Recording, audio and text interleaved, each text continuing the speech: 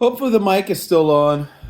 I turned it on for doing some painting and just felt like it would be a good idea. Gotta remember to not drop the book inside. I know y'all can't see me. What am I doing here? Let's try to put the camera up a little bit. There we go. Yeah. Maybe you can see me. Who knows? And if not, then whatever. You're not really looking at me. You're looking at my painting. You're looking at my book. Monday, 9 November 20. All right, 20. Monday, 9 November 1942. Meow. Dear Kitty. Yesterday was Peter's birthday. He was 16. He had some nice presents.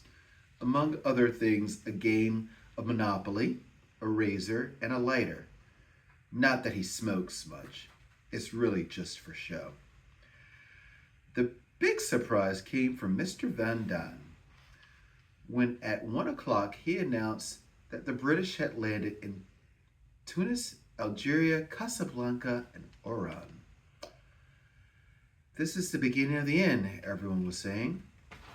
But Churchill, the British Prime Minister, who had probably heard the same thing in England, said, "This is not the end. This is not even the beginning of the end. But it is, perhaps, the end of the beginning." Do you see the difference? There is certainly reason for optimism. Stalingrad, the Russian town which they've already been defending for 3 months, still hasn't fallen into German hands. But to return to affairs of our secret den, I must tell you something about our food supply. As you would know, we have some really greedy pigs on the top floor. We get our bread from a nice baker, a friend of Copas, whatever. We don't get so much as we used to at home, naturally, but it's sufficient. 4 ration cards have already been bought illegally. Their price is going up all the time. It has now gone up from 27 florins to 33. And all that for a little slip of printed paper. In order to have something in the house that will keep, apart from the 100 or 150 tins of vegetables, we have bought 270 pounds of dried peas and beans. They are not for us. Some are for the office people. They are in sacks which hang on hooks in our little passage inside the hidden door.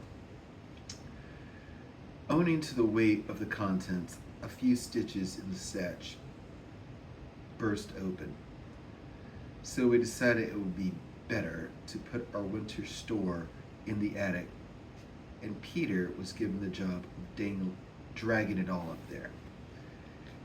He had managed to get 5 of the 6 sacks upstairs intact, and he was just busy pulling up number 6 when the bottom seam of the sack split and a shower, no, a positive hailstorm of brown beans came pouring down and rattled down the stairs.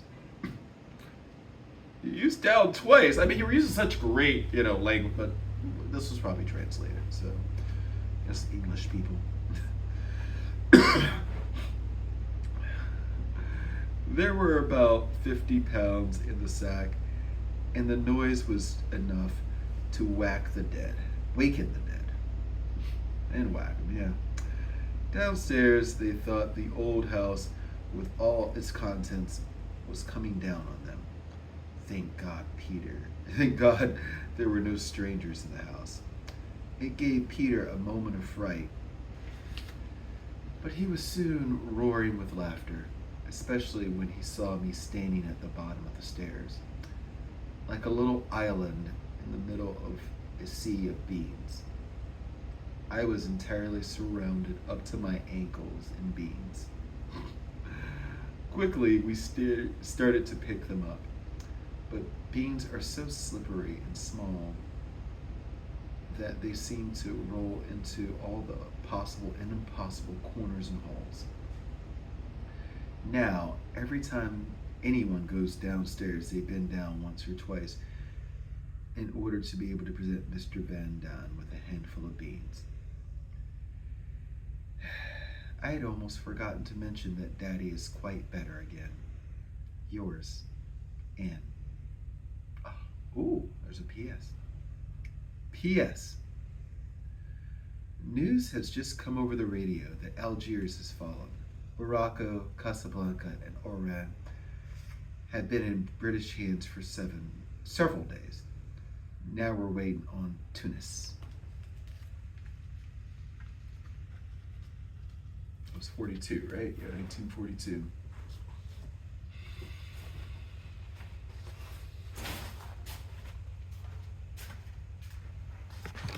Now you can look at my painting. Isn't it great? I know, right? Because we have to protect the arts and literature during this time. So, deuces.